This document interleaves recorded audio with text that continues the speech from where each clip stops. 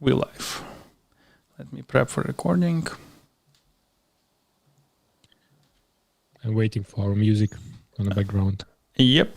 Okay. 3, 2, 1.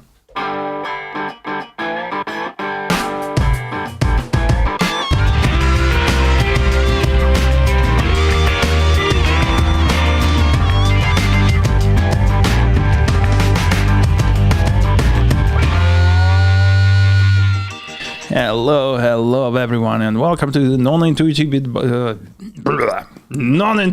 podcast, brought to you by the Leaders Club that you're part to if you're listening to us. But do consider elevating your clubship membership, joining our Discord. And today in this virtual studio we have Dmitry Mananikov. Say hi to people. Hi people. And as usual, the most annoying voice would be me, Slava Kovalevsky. My friend, how was your week? How was your week? It was busy, apparently. Busy. Anything that you can share? Anything shareable? Anything you can tell me? The tricky part, like I started like one non-fiction book, one fiction book, one anime, and I didn't finish, so I couldn't really talk about this because I still don't get like a full opinion.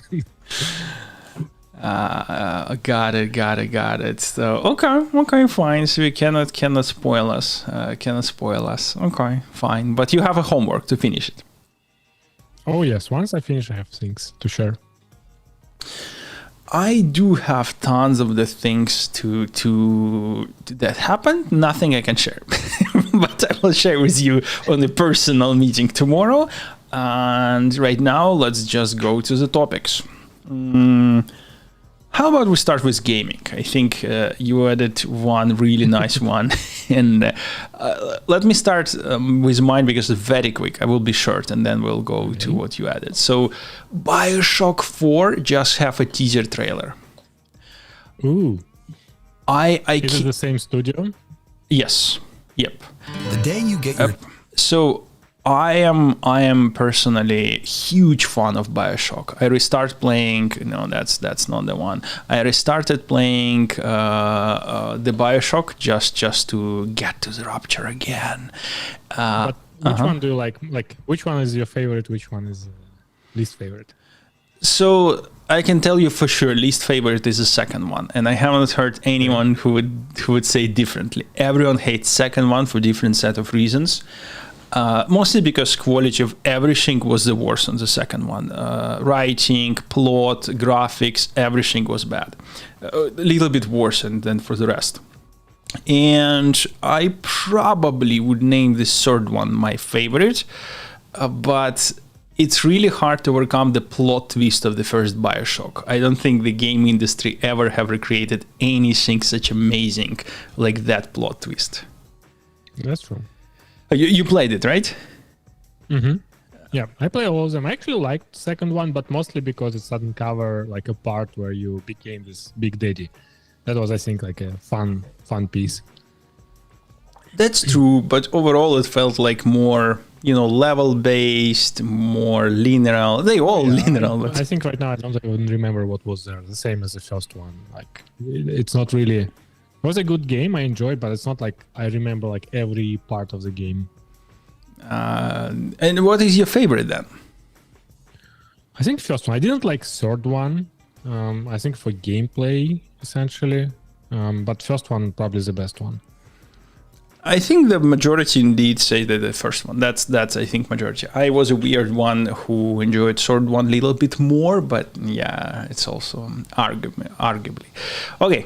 So let's go for the much bigger topic, and I have nothing to say about it, but I want to learn a lot. Elden Ring DLC. So looks like you have played it. Oh yeah, I played. I almost get to the final. I got to the final boss, and then I realized I didn't open even like 30% of the map. So I went exploring. It's interesting. So what they did there, they returned this exploration feeling. You get a new world and you need to figure out what's going on. Mm-hmm. Interestingly, they added a new way to level up in parallel with your levels. So you need to find items which essentially give you additional level up in this particular DLC area. Peggy 16. That one done by exploration as well. So the more you go around, the more you find these things, like more like easier game became for you. Few interesting things, like some annoying, some not annoying things that, like many games like guide you through where you should go. With the markings, with the lightning, everything. Elden Ring and Dark Souls never did this. Like they you go where you can, and then you may find something. Wait. This gray slide that shows you the direction. Yeah. Yeah, but here I think they just like made it like too essentially their games always good like in containing you, like putting some walls or like some cliffs or like mountains. And here their path to this, it's like intentionally hidden. You need to get to like very tricky corner and then look down, and then you can see like a small jump, or you can, and when you go there, it's like a huge area, like really huge. That was a bit annoying, but I think they did good. They added new bosses, obviously more dogs. Now dogs that can bite you with fire. More annoying. Bosses are really cool. They only show like the first big boss in the trailer, and there are like obviously more of them here and there. A lot of players playing, so you see these messages still feeling this like community suffering the same death again and again.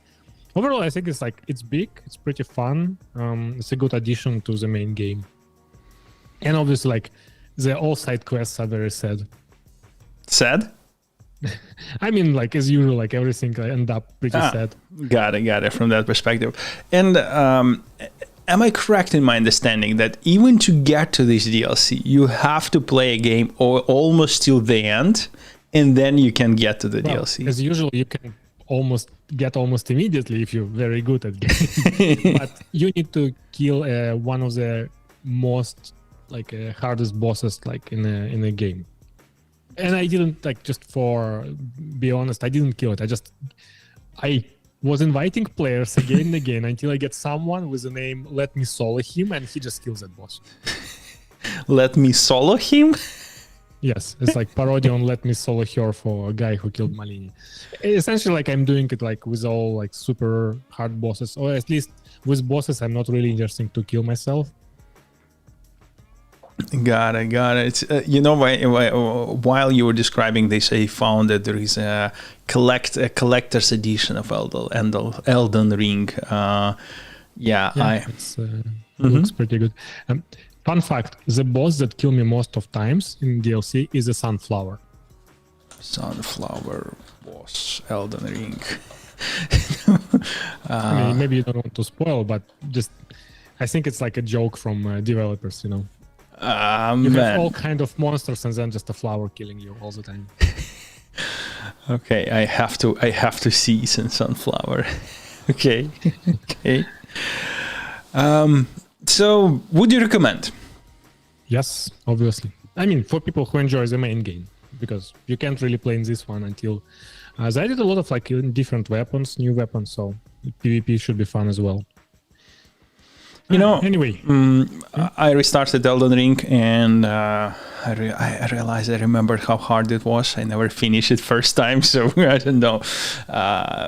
It's really hard. It's really hard game, especially if you're trying to beat it with Mali pass, not the magic and things like that. Yeah, it's really hard. I think like over time, if you like level up, you always can level up in some places, like just on a small mobs, and then it getting easier, like because you have. Because one of the previous games, Sekiro, like the only way to level up was to kill bosses. So if you can't kill boss, like whatever. I will confess. So I found in Elden Ring the way of productively farm runes. And that's completely fine. Like the good part of this game, like you can beat it any way you want. Like there's no cheating in this game. That's true. Yes, this is not that I considering this is cheating, so to speak. It's just not the way I wanted to beat it. But yes, I agree with you. Okay. So speaking of the games, we don't have another games topics, but we have a quick and small topic I want to share around the films. Just the film and thing that I have watched. I finally started watching House of Dragons. Finally. First season or second season? Oh, first season. I never have watched it at all. Have you? I started first season but dropped like after 5-6 episodes. May I ask why? It was just not interesting. I remember like initial Game of Thrones start with a guy like losing his head immediately, then like everything start getting together. But here, just it wasn't really. I wasn't into it. So I must say that yes, it feels at times a little bit boring, but it's still a good movie. I still would probably be on the side of recommending it. I just finishing episode 3, so I'm really in the beginning. So maybe it will be even more boring. I have not even finished season 1. So I don't know. So far I'm enjoying it. And that's probably all I can say. It's to me, it's roughly on the level of quality of 2, maybe 3 seasons before the last seasons of Game of Thrones. Roughly somewhere there. Yeah. Also, I think the good part of initial Game of Thrones was there were many different lines, very separated, and it was interesting to watch them separately. Mm-hmm. There also was like a lot of mystery, like why this is happening, why that is happening. But here, like it's pretty much like only one line, like same set of characters, and I know where it's going. So it wasn't really that interesting for me. Yeah, I agree with you. To be fair, I kind of know where it's going. I still don't know some of the details, how it twisted, but yeah, I agree. Okay, so another thing I wanted to mention is True Detective. True Detective Season 4 is out. I am a little bit slow because it was out quite some time ago, in January this year, but I only now have watched it. And honestly, if there would be no Season 3, I would say that True Detective have reduced its quality, but if you compare it with the Season 3, it's much better. I would say that it's coming back. Okay. I would watch the first one. I liked it, but I didn't like. I started the second one and dropped it. I usually don't like the second seasons of TV shows. So the Season 2 of the True Detective was weird, and you actually have to watch way more episodes to understand what's happening than Season 1. And everyone in True Detective in Season 2 are effectively grouped in 2 people. People who have not watched at least 4 episodes, so they don't give a shit because it's really weird for much longer than Season 1. But I assure you it's really good season. Season 3 is bad, second is really good. Okay, I will keep it in mind. So yes, Season 4 is not that level for sure. It's worse, but if you like the True Detective, you probably will enjoy this one. One of the main characters is the person that played in the Silence of Lambs. So FBI agent, female FBI agent from Silence of Lambs, effectively playing here one of the key characters. So I think it was cool. Okay, I have several more topics I wanted to share with you, my friend, about the AI. I was waiting for that. Yeah. 2 first things. One is Gemini and AI Studio. So one thing that I personally didn't know, we have a 2 way of distributing Gemini. One is through Google Cloud and another completely brand new product, Gemini Studio. Under the hood, and this is what I didn't know, under the hood, it's actually different APIs. So I thought this is just a front end for the same API in Google Cloud. This means that under the hood is different pricing. So I thought, okay, different pricing, let me look on that. And I got shocked how interesting AI Studio is priced because it has free tier. It has a free tier for almost all the models.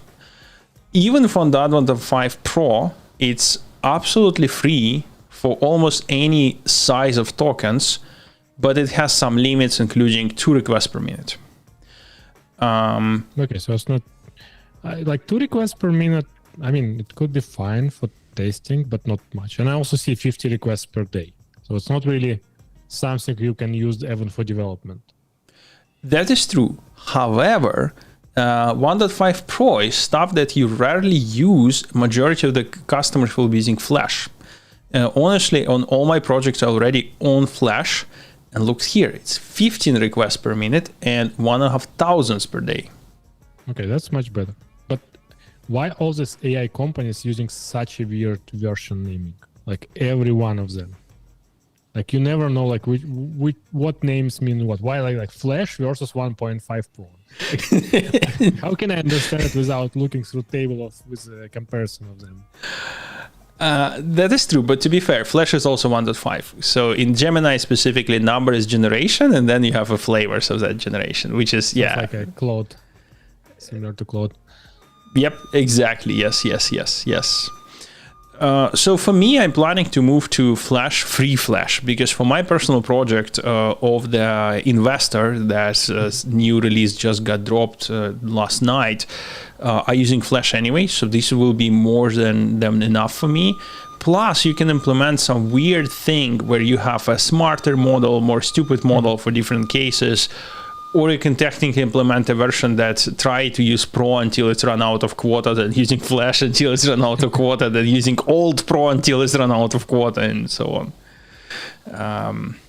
I need to redesign my backend because my underlying SDK and my underlying library not capable to be talking to this backend because it's a different backend, different API, different things, but we get the project. I know Google likes to create new projects and kill other projects and like multiple messengers. Obviously, there should be multiple APIs for AI.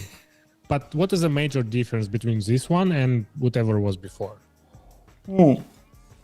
So one of the thing, and it's not what before, it's two concurrent directions. Yeah. So there is two things. One, obviously terms of service, because even here for the free one, you will see prompt response used to improve our product. So effectively directly telling you that here is what we do. In cloud, obviously nothing like that. Never ever will be happening. What else? So there is another many things that cloud user needs to have.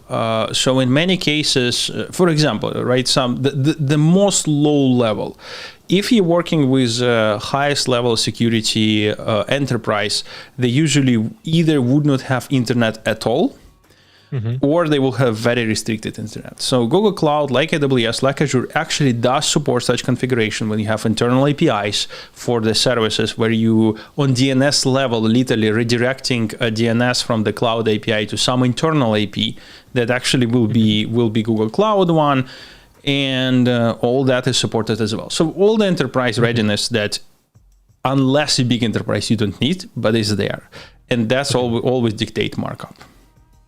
Yeah, so this is a feature, right? So I'm trying to understand, like, they made a different pricing, and the only difference is a feature in one, and then ability, like learning on your prompts in another one. Why can it be one API with a flag or whatever? I can tell you, because for Google Cloud, for example, you have geographical distributed APIs. Something that if you're a normal customer, you cannot give this simple API. If you're actually aiming for simple customers, you cannot give the API with 15 endpoints and try to educate them that you might need to different geographical things for. So it's more like like in AWS they have. Exactly, yes. Like run your things easier on EC2 instead of like going manual. Okay, now it makes more sense. Yeah, this is like, if you don't know anything about the cloud, you want to try it, it's very simple. They have a very simple library. Even credential setup is very simple. On this AI Studio somewhere, I don't remember where is this AI Studio, but somewhere in AI Studio, there is a button, generate my key. You click it, it gives you your key and you're using it. Very simple, straightforward. And obviously in the cloud, you will have 25 steps that you need to do. You need to learn what is service account, how to do credentials, things like that. Okay, I want to share one of the things that several folks on my group recently have published. And we finally have a repository that has a recipe of opinionated way how to train foundational model on Google Cloud. What does it mean? So imagine you want to train, and by the way, right now it's Llama 2.7b. It's a very simple model, very small, not simple, very small. There is Llama 2 much bigger, obviously, and this is just as an example. So if you want to train a Llama 2.7b, in this case, this is the first one, Unfortunately, overall training process, frameworks, and stack is so immature right now that if you will follow just generic guides, very likely you will not get the best possible performance. It doesn't matter which cloud. And training, we mean like from the ground up, right? Exactly. Yes. Okay. From complete ground up.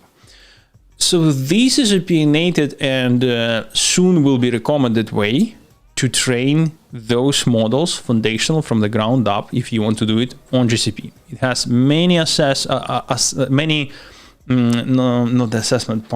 many assumptions that you're on the GCP.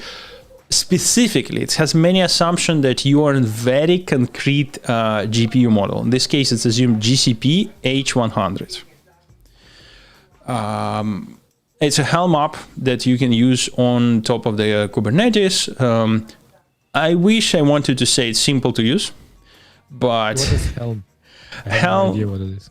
Oh, this is... so Kubernetes actually have a notion of application or services. And Helm is a tool that allows you to install different things on top of your Kubernetes. It's a sophisticated tool that you can more or less combine tons of the different parts of the configuration services pods into one app and deploy it in your Kubernetes and install and uninstall as well. So it's a quite common way of distributing very complex deployments on the Kubernetes. It's like Docker Compose, but for Kubernetes? Yes, very, very simple thing. Very, very simple thing. But Docker Compose by itself kind of like Kubernetes, and this is one step even higher in hierarchy. So that is there. It's literally give it a shot, and maybe it will work, maybe it will not. But if someone listening and you want to try with H100 on GCP and you have enough H100 to train such model, give it a shot. Tell us what you think. I actually had a question. Yep. Not related to this one, but related to AI. Because I wanted to ask you, what would be a best way to do RAG on my data? As a person who is not very deep in AI, and I want something that I can use, like with the local models, for example. It's a tricky question because, it's a tricky question. And okay, here is. Let me just outline the first that comes to mind. The simplest way to have a Vector DB locally and dump everything there, everything literally. Okay, what Vector DB should I use as I have no idea what is Vector DB yet. Correct. I actually do not know which one you can deploy locally. So let's quickly see maybe something for local. Recently, someone made Vector DB on top of SQLite. It's now a trend to build on top of SQL because BigQuery recently have announced it has embeddings. So we can do Vector DB literally there. And I'm pretty sure there should be some open source. I have not used any, but I have seen in the past. Here you go, some Marco So let's say I have Vector DB. What's next step?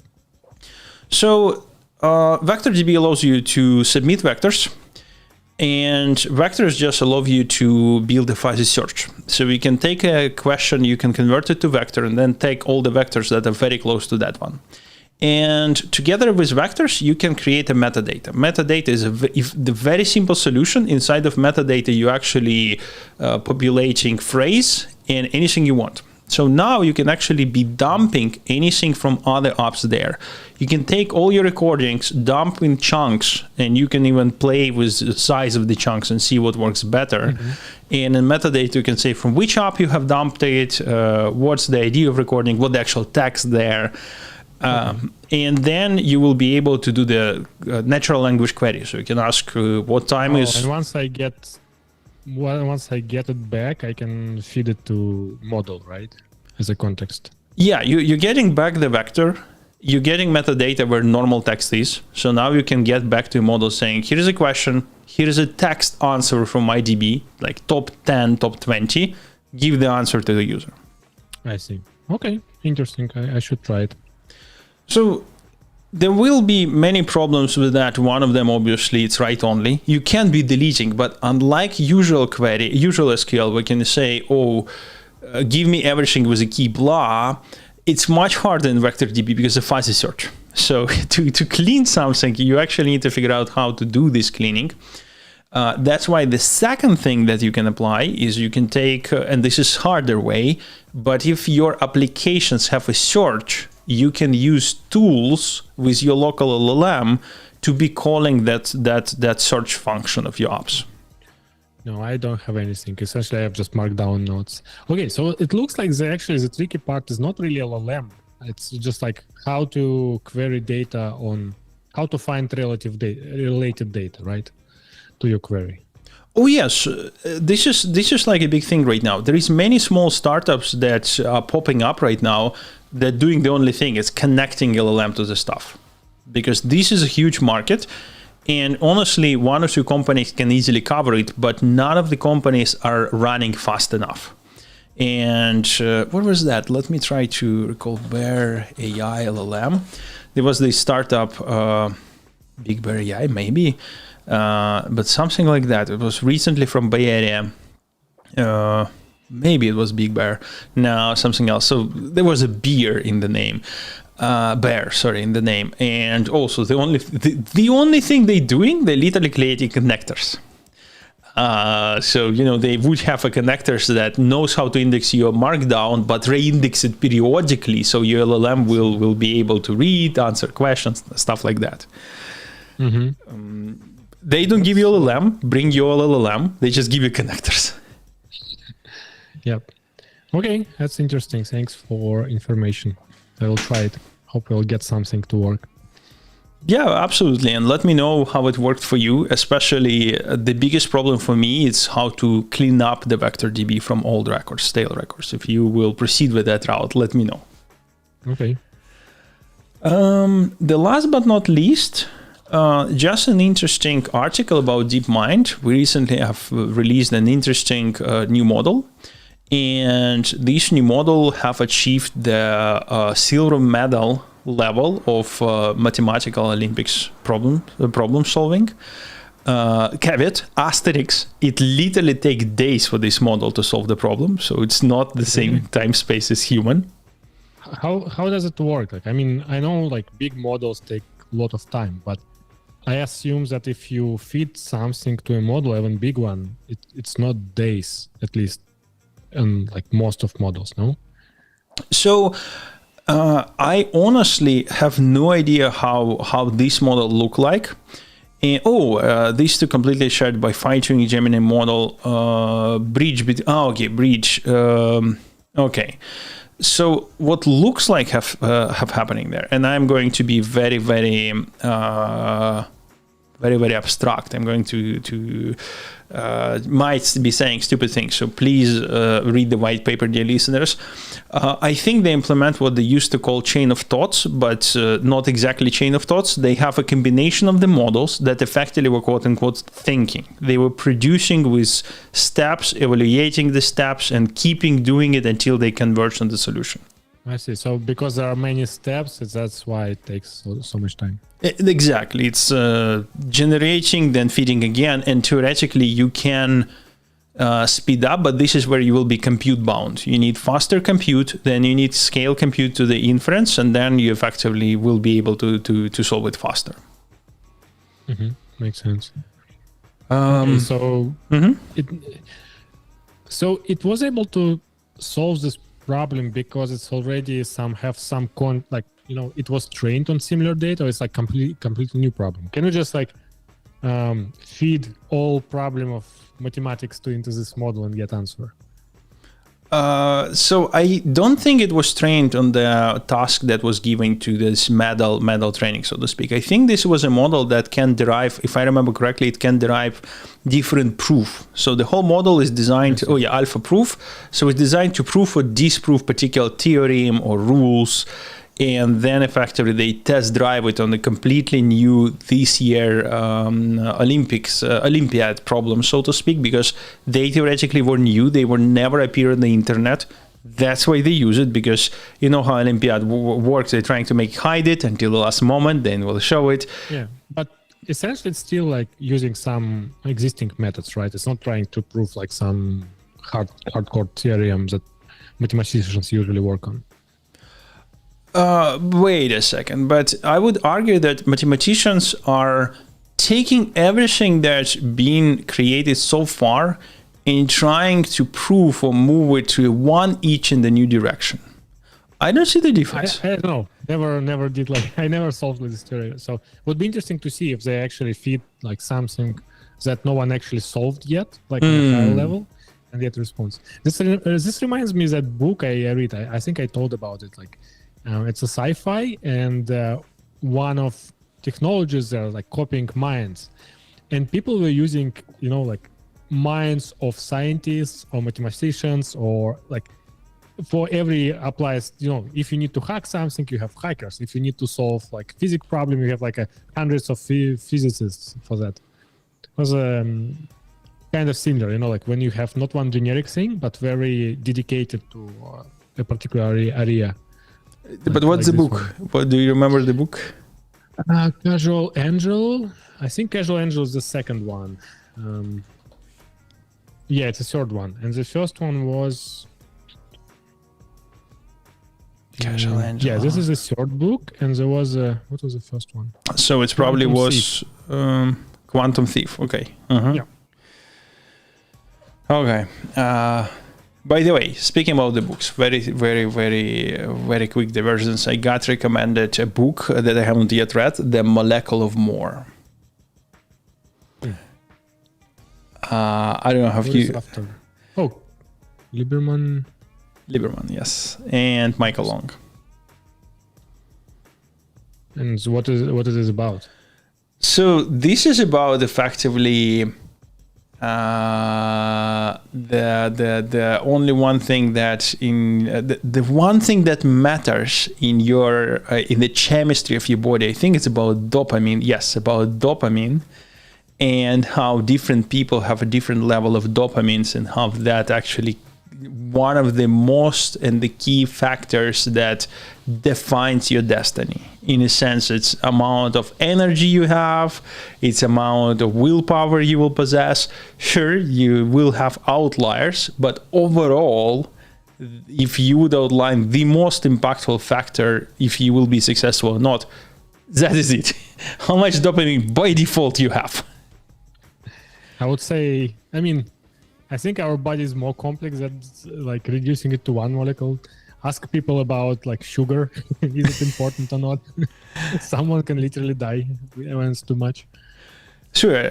I literally realized that you can die from water poisoning if you drink too much water. Yeah. There was something. Oh, Jesus, these discussions led me to something that I immediately forgot. Anyway, anything else you wanted to cover? Otherwise, I will go to a different topic. Oh, yes. I completely forgot. I actually this Sunday tried efoil, a new sport, which is actually a few years old, but now getting popular. It's essentially like it's a foil with a motor, and foil is you can think surfboard with a with a long pole going underwater, so you actually flying on top of water because the wing is actually underwater, small one. There's a motor, like electric motor, and you can move on top of water. So I'm trying to like for almost 2 hours, learning how to control it, how to stand up. Was pretty fun experience, I would say, because like it's getting speed pretty quickly. And the fun thing, like when you're on the water, when the board still like on the surface, it's not fast enough. But once you get out of water, you can get to 30 miles. Ooh. The problem with that, like if you like me, it's just trying, and like it's a bit hard to control horizontal position. It means when you get a bit, like your nose getting up, it sometimes jump like out of the water. And then you find yourself flying. And because I don't really like, I'm not really good at it. I can't really land properly. So I usually like hit the water on pretty high velocity and from a few meters. But it was fun. I would like to try it more. I get the lesson, but I think like after that I can just get a rent and try it again. So tell me, is it really hard? Is it physically demanding like other type of the water sport? Well, since you don't need to paddle like in surfing, it actually makes it easier. I think it's comparable to snowboarding or windsurfing because you don't really use your body to gain speed. You still need to use it for like stand up and to control, but it's not that demanding.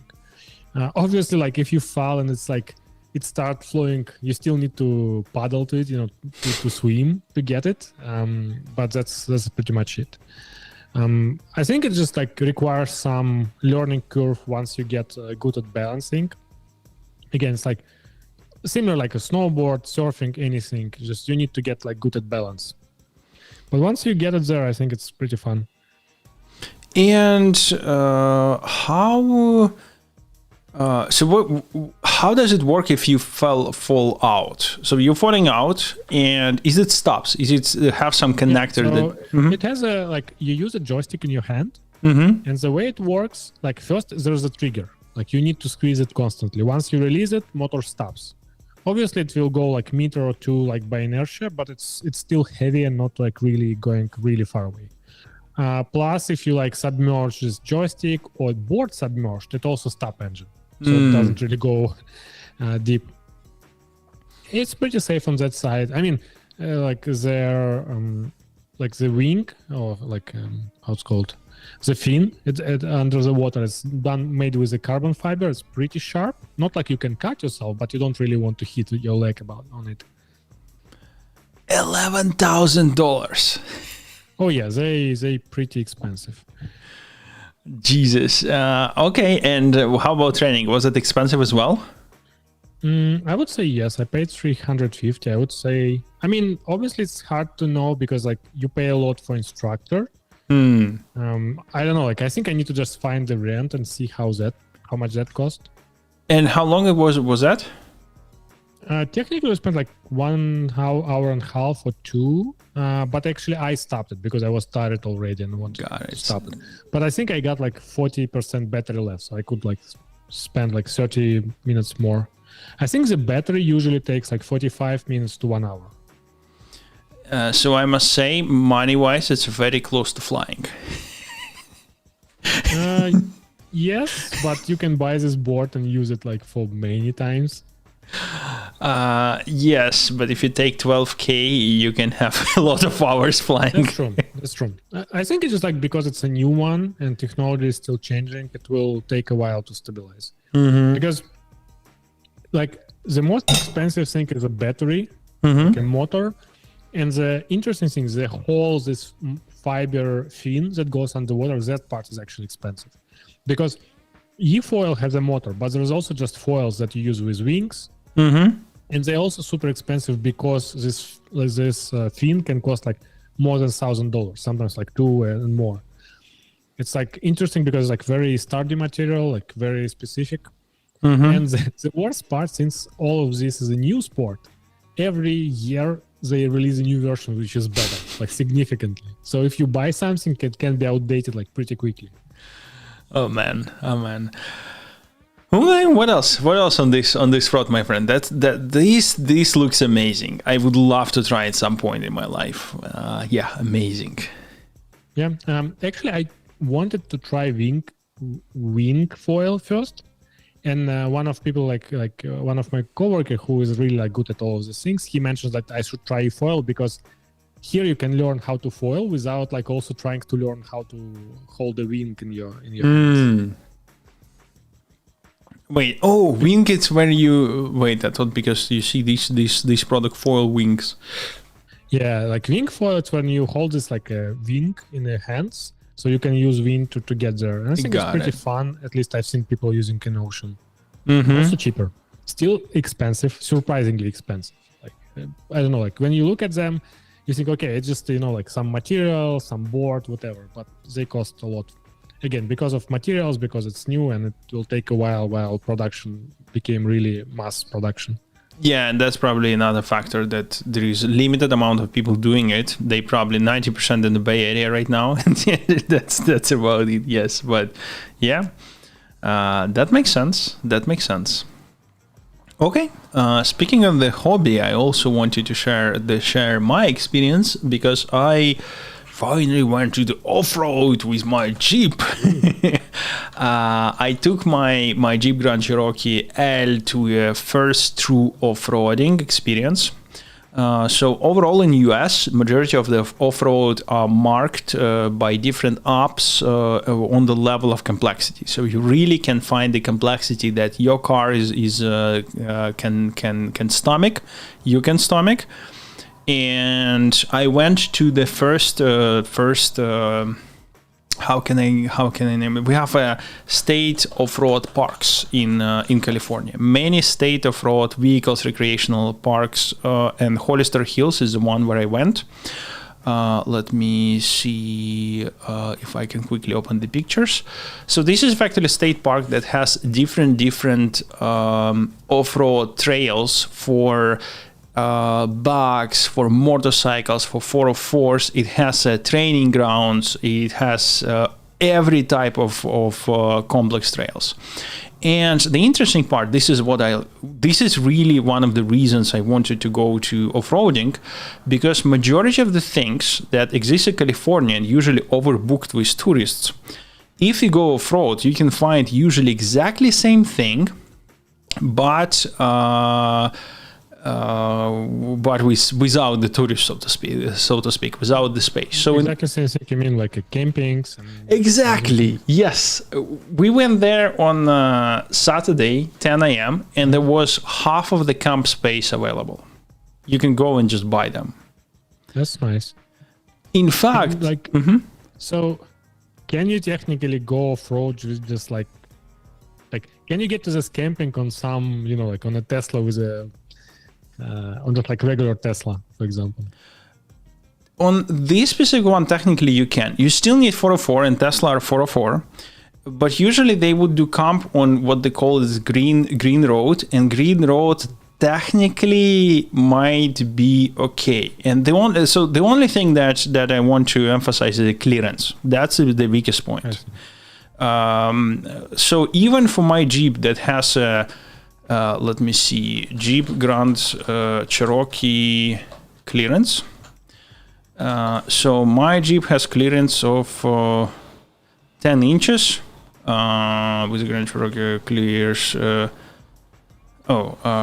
the ground clearance. Yeah, ground clearance. Let's see if this is the one. Yeah, almost from 6 to 8. Okay, so my Grand Cherokee is somewhere within this, from 6 to 8 inches from the wheels, I guess. I don't know. I need to double check from the ground is actually what. And in many cases, it was not enough. It was not enough for medium size. But for the green trails, it was enough. But I still had to be very slow, very, very slow. So in some of the rough terrain, I have to very slowly cross that bump. So the first wheel will touch the ground on another side and not to damage the car. And majority of the campground is actually there, so this means that technically you can get to there with Tesla. I still would go there at least once to dry run this hypothesis, because you always can turn around. What about so do you need any like special permission or ticket, or just can go there as usual? So this is a park, but in this case, it's actually quite unusual how you're accessing it. So each of the park is huge, and because all the trails of the cars, and because they are for different cars, they all have different entrances. And each entrance actually closed with a gate with a code. And in the morning, you go to the main entrance where there would be, looks like a usual entrance for any park, but they will give you a brochure that has a code for that day. So now after that, you're driving back on the highway, you're driving to the entrance for your cars, because they will have one entrance for many, many square miles size for ATV or for motorcycles. So you drive for 404. Even for 404, they have two ranches, two upper ranch and I forgot the name of the second one and cannot scroll here quickly, and Honda Ranch and Upper Ranch. You drive to entrance, there will be closed fence there. You punching the code, opening the fence, enter in, closing the fence, and you keep driving at that point. That sounds really interesting. Now I want to try it. Yeah, and honestly, it's quite amazing because so Hollister State Vehicular Recreation Area Summit. So let me show you the summit. And no, that's maybe okay. So I don't have exactly the same photo, but I can show you my personal photos later on. And it's effectively allow you to go all the way very, very high. You can get to many places, and all of them are almost free, almost always free. This is amazing.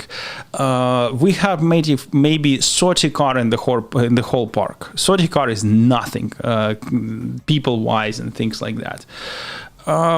One thing I mentioned, what obviously not enough in my Jeep, and not that I'm going to change it, because to change it is actually I need a much higher tire, much higher modification on my Jeep, but clearance. Clearance was only enough to go on the green trails. Even they have green, blue, and red, and black. So even for the blue, my clearance was not good enough. What is on black? Just like complete rocks and the hills, like. Yeah. Let's see if I can quickly find an example. Black trail. Quickly find an example, because it was nuts. It was crazy. So when you're driving, there was many trails that have maybe this actually. Yeah, this looks reasonably close, but still, no, there is no good pictures. So there would be many trails that going that going parallel. So you were going normal trail, green one, and then this is very likely an actual trail. Yes. Like so, it was like a not really a road, just bunch of rocks and sand around. Okay. Exactly, and here is even marking black. So that's mean that now this I'm is curious to try some enduro motorcycles. Keep in mind, this is for 404, so they completely separate. But like probably some of them also can drive motorcycles, which would be cool. Mm-hmm. Yep, that's why I wanted Pan America, so I can go to Pan America on something like that. So experience was amazing. I actually loved it, and I want to go on several other tracks. Now I know specifically what the limits of the car. I know a lot of the off-roads in Big Sur that are waiting to happen. As I mentioned, I now know exactly what I want from the Jeep, and unfortunately, my ideal Jeep is not something that I would buy because it costs way more. But there is a trim. It's called Summit, and Grand Cherokee Summit is actually have air suspension. So what this means is actually can go up and down, and you can increase clearance drastically. So that is there. But again, if you will go to that route, and if you'll get Summit, and then if you will get, unfortunately, it's a normal Summit, but if you will get a long Summit, which 3 rows, 404, so MSRP 65K.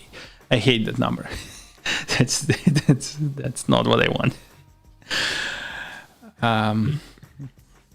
Okay, that's all from me for a Jeep, and I'm looking at the time wise. Do we have time for several small topics or not? I think we might be able, at least for one thing. But before that, any other thoughts, my friend? Anything you wanted to share? No, I don't have anything yet. Okay, so the last thing is an interesting startup I have discovered, FarmBot. Have you heard about them? Oh, I've seen this one. What have you heard about them? It's like a robot.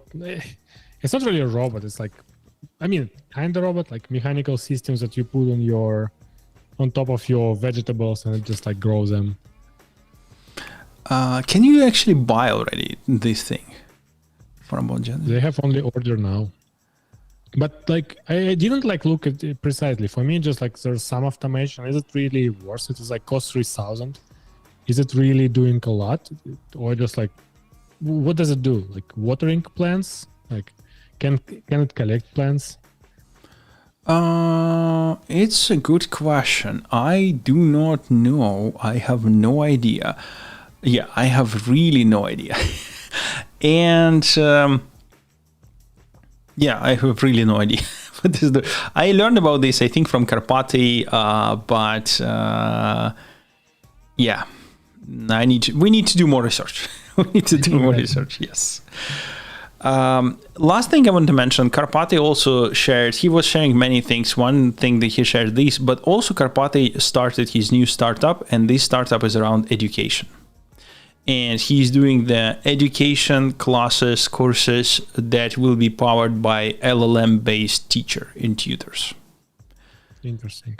I think it's he's making good out of his publicity. Yep. When you go to different Y Combinators and Techstar events, eventually realizing that the main question the investor is asking, can you sell? And eventually realizing that this question is effectively, does people know you enough to trust you to buy what you're selling? And that's really the question. Yeah, I guess that's true. Yeah, for him it makes sense. Like people already like very excited about his learning topics, and he did really good materials on all them. So I agree with you. My friend, I actually do have a hard stop at 6 today. I hope you're okay if we will finish slightly earlier. I think I also should go. Let's finish. Okay, thank you everyone for stopping by. Have an amazing rest of the week, and we will talk to all of you next time, next week, same place. See you. See you. Bye. Oops.